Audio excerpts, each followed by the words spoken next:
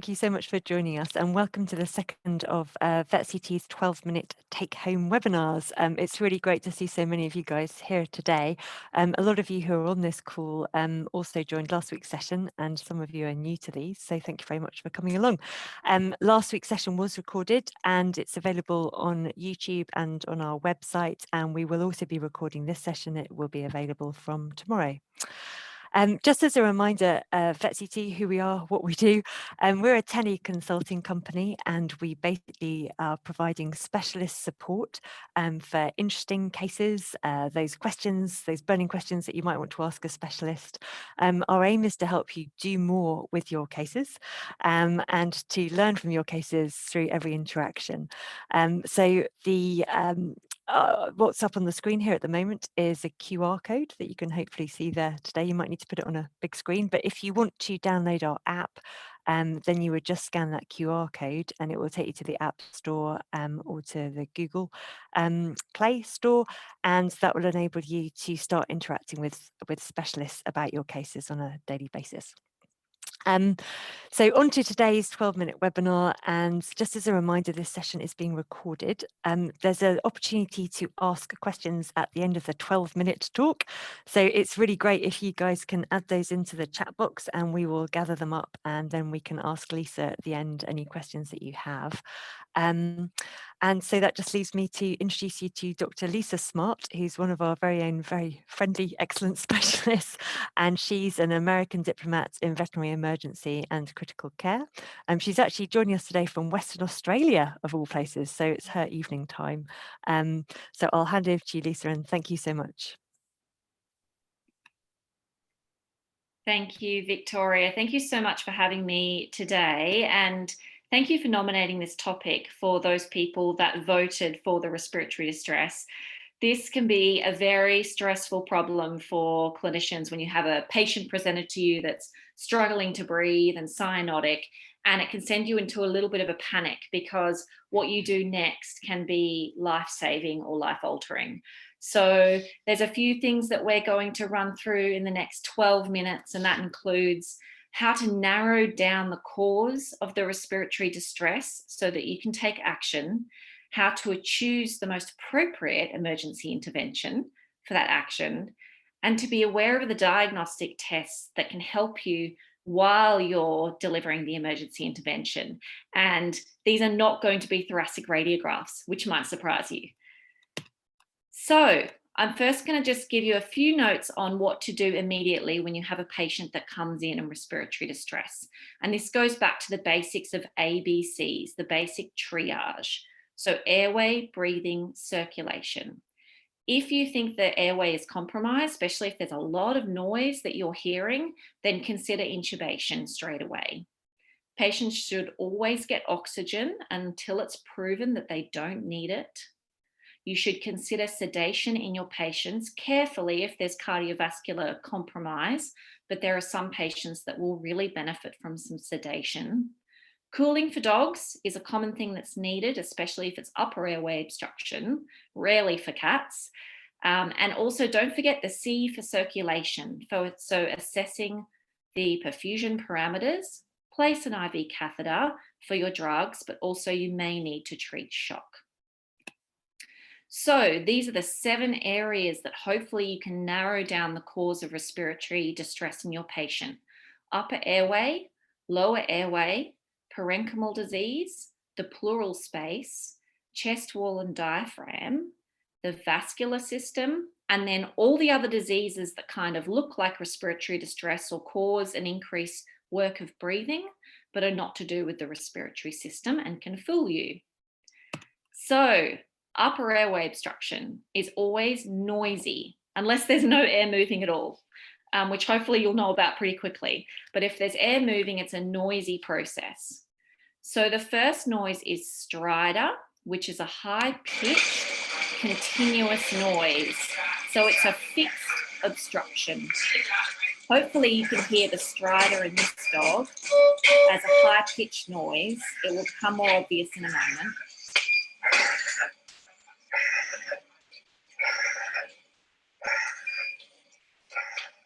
So that's a dog with laryngeal paralysis with a fixed obstruction that has stridor, as opposed to a bulldog with the classic snoring noise.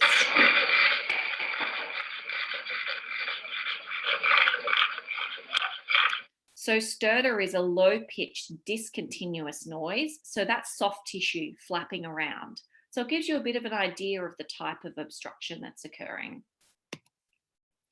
The immediate approach for these guys is sedation, cooling them down, providing oxygen, but not with a mask because it will stress them out, and strongly consider anesthetizing them, doing an airway exam, and intubating them, even just to get the situation under control and cool them down. Lower airway obstruction relates to the lower airways or the small airways. And what you will hear on auscultation is wheezing that will be heard with a stethoscope only, not with the naked ear. Cats don't always have the classic expiratory effort. We have a video here of a cat that has abdominal effort, but you can appreciate an increasing work of breathing. And this cat also has a grunt with the effort of breathing, which sometimes cats do. The approach to these guys is minimal handling, a little bit of sedation, careful, small amount of sedation can help cats, putting them in an oxygen box so they can relax, and if you can hear wheezes, to give them a bronchodilator. Is my connection still okay, Victoria? Yes, great, You're thank fine. you. Great.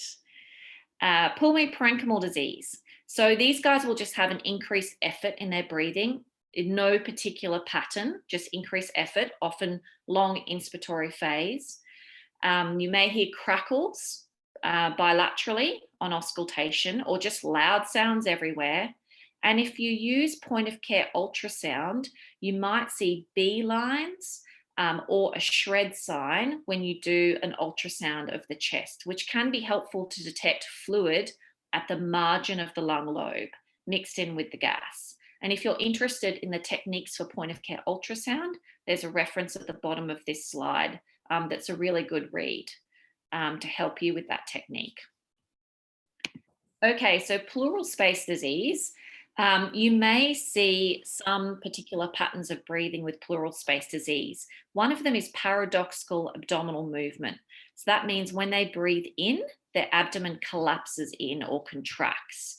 And when they breathe out, the abdomen relaxes. So you see their abdomen pushing inwards when they breathe inwards or collapsing inwards. That's what we mean by paradoxical. And that's a hallmark of pleural space disease. There should be muffled lung sounds. And if you use point of care ultrasound, you might see free fluid or lack of a glide sign. And a glide sign is where you can see the lungs moving back and forth inside the ribs. But with pneumothorax, you just see gas interface and no movement of lung. So that's really helpful at the bedside. This cat here that's had a radiograph, you could see has severe pneumothorax. I'd be really concerned to position this cat for a radiograph in this severe respiratory distress.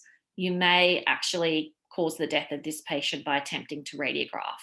So if you suspect pleural space disease and they're in severe respiratory distress, then go ahead and do a thoracocentesis before you radiograph the patient, because positioning them for the radiograph could tip them over the edge. Next slide, please.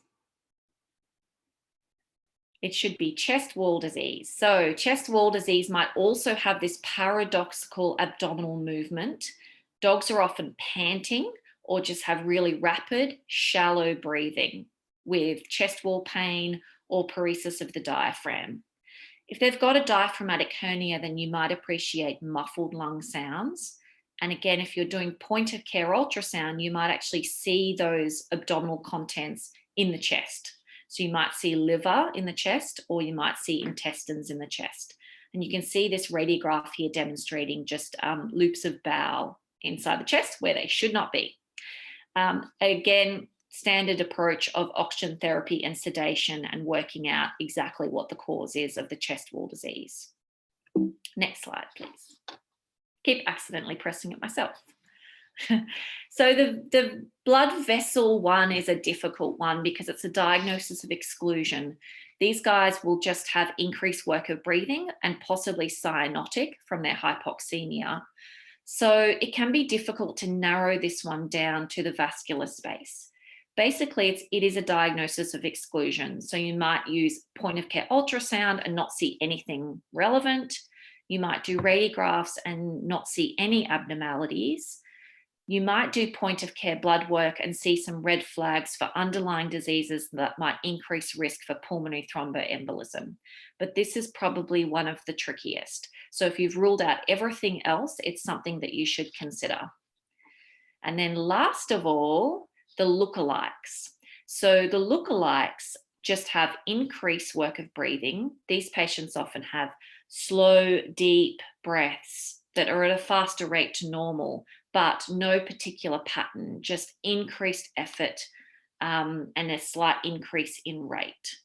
And these are often due to things like pain, changes in acid base, shock, or anemia.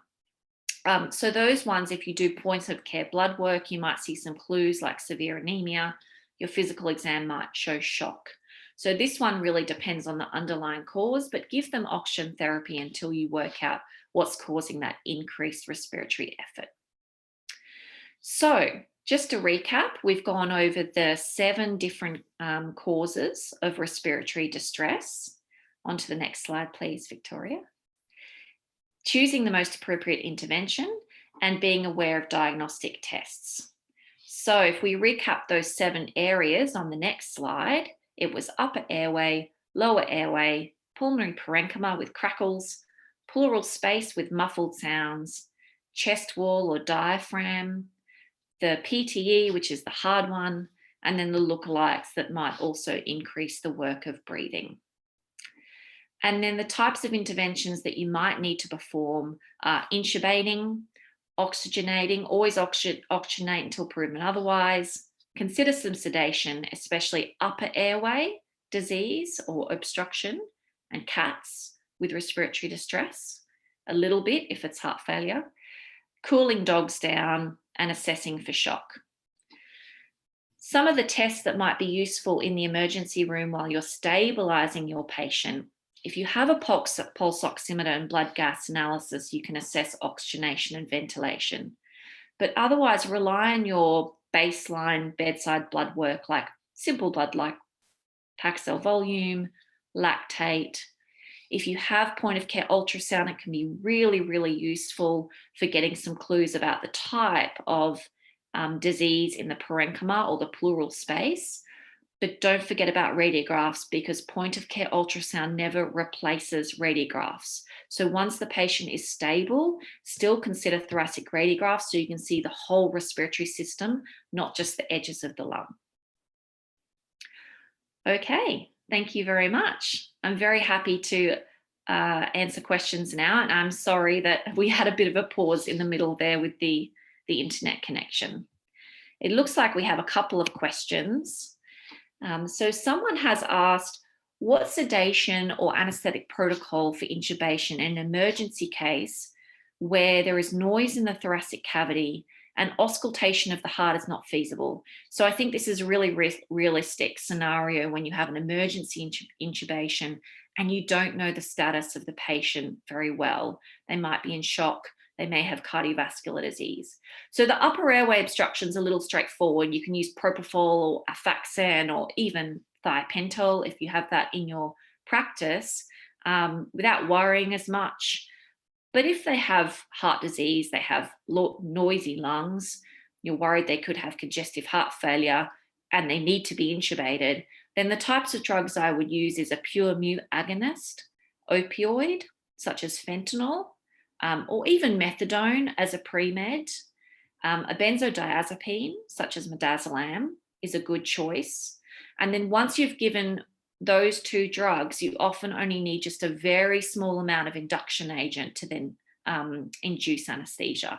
And they don't take much at all, a very small amount, and you're often able to easily intubate that patient. And then I would use a constant rate infusion of those drugs and try to avoid gaseous anesthesia in these patients in order to maintain intubation. The second question is, at which point, oh, it just jumped around a little bit. At which point do you consider arterial blood sampling in your workup? Oh, I love a good art gas at any point in time. If I can have an art gas, I'll have an art gas. The trickiness is getting that art gas in an unstable patient. So we have the benefit of having lots of people around when we have emergencies, usually on the daytime service. So we usually have someone who can start working on getting an arterial blood gas while someone else is getting an IV catheter, giving oxygen, maybe doing a thoracocentesis, that kind of thing. But patient positioning can be stressful. So if your patient is being bothered by the arterial blood gas, then you may not be able to get it if it's causing them stress. So it does depend on the patient. I would say it's not essential. It's something that really helps you determine the severity of the lung dysfunction if you are thinking about pulmonary parenchymal disease. But if they're struggling to breathe and they're cyanotic, or they just have a really high work of breathing, you may need to intubate without any of that information. So it's not essential. How would you approach an aggressive cat with pleural effusion? Yeah, these guys are really hard because they're struggling to breathe, they're panicking, and you can't handle them very well. So I would probably give them some butorphanol and then put them in the oxygen box and let them just relax. Even maybe just a little bit of acepromazine can help these cats as well. So that can just help take the edge off and allow you to place an IV catheter, and then give a little bit more IV so that you can tap their chest. It does depend what drugs you have in your practice, but I would go for ones that don't have very much cardiovascular effect.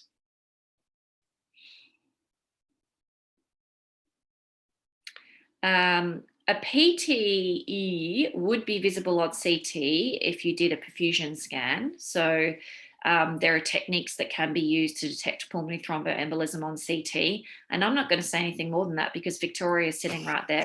And I might say, No, I can help with that one. I mean, no, absolutely. On a plain pre-contrast CT, you would potentially see some pulmonary parenchymal changes and some vascular changes, but as Lisa's saying, you would normally need to give intravenous contrast in a very sort of carefully timed protocol, ideally trying to identify the arterial vasculature within the lungs. The main issue with that is just making sure that the patient is stable enough to do it, which is where I shall revert back to Lisa. So absolutely you can diagnose it, and it depends on where they are, whether they're centrally located or peripherally located, as to how easy they are to spot. But it definitely can be a CT diagnosis, but usually the situation is the patient stable enough to undergo CT. yeah, and we definitely use CT if we suspect pulmonary thromboembolism. It's really the only way. Usually, I mean, sometimes if there's a massive PT, there can be a suggestion on radiographs, but it usually takes CT to diagnose that. The good thing is once they're intubated and ventilated, especially on a critical care ventilator, they're usually quite oxygen responsive. So they're usually okay to stabilize once you've got them on the ventilator, and then you can CT them. A bronchodilator is okay. If you're in doubt, it's okay to try a bronchodilator. It can be useful when there is some degree of bronchoconstriction from pulmonary parenchymal disease. So it might have a very small effect in a range of diseases, not just allergy-mediated bronchoconstriction. So it is worth trying a bronchodilator. Just be aware of the beta agonist effects on patients with heart disease, because there might be a little bit too much beta stimulation if you give a large amount of a beta agonist. There's another question here of what do you do when you can't intubate? Whew, I've never done a slash tracheostomy, as they call it, an emergency tracheostomy. I've been fortunate enough to always be able to get an ET tube in. I would say it's very, very rare to have to do an emergency tracheostomy. I think I can only think of one case that probably should have had one, but it had arrested on arrival and the owners elected not to go forwards. And that was a large bone that was stuck at the back of the throat that really we wouldn't have been able to intubate around, and that would have needed a tracheostomy. We have stiff urinary catheters in our crash cart. like the really cheap urinary catheters that you can you should be able to get through any tiny, tiny hole, that if you can see the arytenoids to be able to go through them. And then we thread an ET tube over the top of that so that you can put the small urinary catheter through to the trachea and then feed the ET tube up over it and push it past the obstruction to be able to get an airway.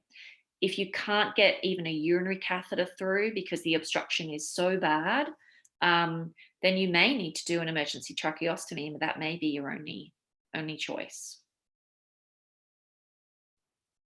I'm not sure what it means by we don't have teach tubes. I'm sorry, I'm not familiar with that term, unless that's a typo. So you may need to have to type again just to let me know what the teach tubes are. It might be tracheostomy. I don't know. Oh, it Tracheostomy might be. So tubes. if you don't have a tracheostomy tube, that's okay, because you can actually use an ET tube, and there are techniques described for this in some textbooks where you trim down a normal ET tube, you trim down the top of it, and then get the little connector that was in the top, and you put it down where you've cut the tube. What I normally do is split it lengthways, and you've got two wings. So it's like a banana. You peel the ET tube like a banana, and then you stick the connector into the top of it, and that can become your tracheostomy tube, and it has a cuff so you can still ventilate through it. So you can definitely fashion your own tracheostomy tube with any ET tube. That's cool. I think, Lisa, we just got one more question there about a Westie, and then we're probably going to close up the questions after that. Thank you very much. Yes, a Westie presenting in severe respiratory distress, like the one in the video, actually, except that one had congestive heart failure. And you suspect idiopathic pulmonary fibrosis. Oh, do an echo and see what its pulmonary artery pressures are.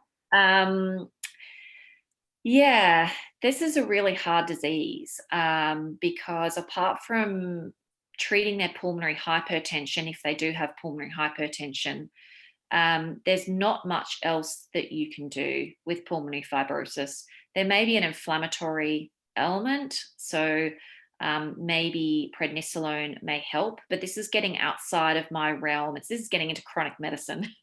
And this is when I would call up an internist and say, hey, I've got this really bad case. What can we do for it if it has pulmonary fibrosis? But my experience with these cases is they get to a point where there is nothing that you can do other than try and reduce their pulmonary hypertension.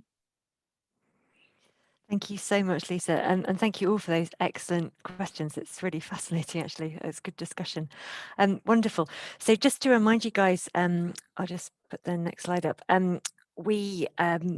We'll be doing another topic next week at Wednesday next week, which is at 12:30 GMT, because I'm aware that people are joining this from around the world. And next topic will be on canine cutaneous mast cell tumours with Dr. Sofia Cavallo, who is an oncologist. So please do join us for that. The recording of this webinar, as I said at the beginning, will be available on our website and YouTube by tomorrow. And please don't forget to download our app and get in contact with us if you would like to try our direct contact with some excellent specialists, just like Lisa, via your app and your phone very, very quickly, and get learning more about these exciting topics. Thank you so much. It's great to see you all, and yeah, have a good morning, afternoon, evening, wherever you are. Good night, Lisa. Okay, cheers, guys. Bye.